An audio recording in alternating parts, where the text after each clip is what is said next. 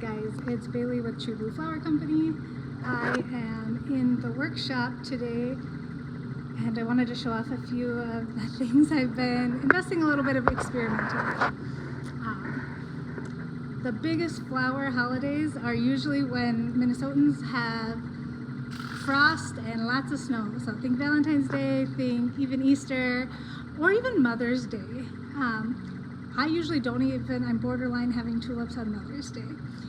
So those are our biggest flower times of the year. Or even just having a fresh tulip on your table in March, like something you pick up at the supermarket. Doesn't seem like a big deal, but you think about the journey that that flower might have taken to get to you.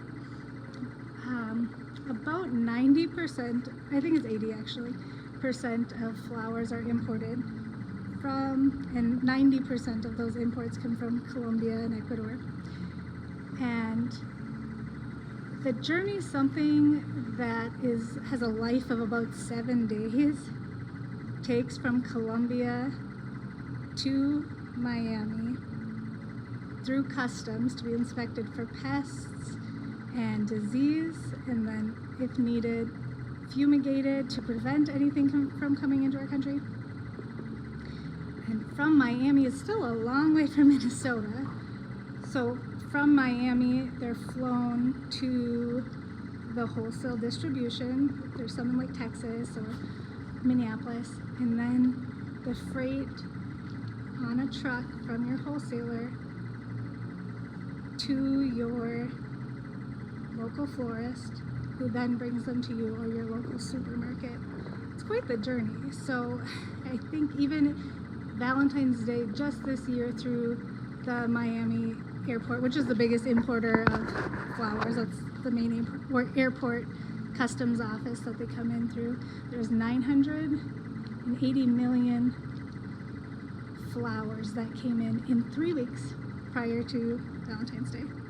I think the largest cargo plane company that imports flowers, so there's 12 of them, but the largest one just in those same 3 weeks had 300 cargo jets solely for flowers. So it's a lot of, I mean, the demand is great for flowers, but there's a lot that goes into bringing them to you. So, and it's hard for our florists too to source those and know that they'll be coming and what time and what quality. So I've been playing around with a few fun ways to get some flowers that are grown with minimal inputs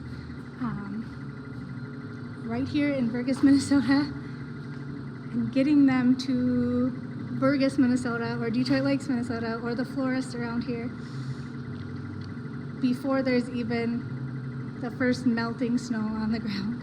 So I can show you how I've been playing around with that at a small scale, so hopefully one day we can do it at a little bit larger scale for, like I said, just so you can have another way to get beautiful flowers without giving up something that brings a lot of joy after you've been looking at a blank slate of snow and ice.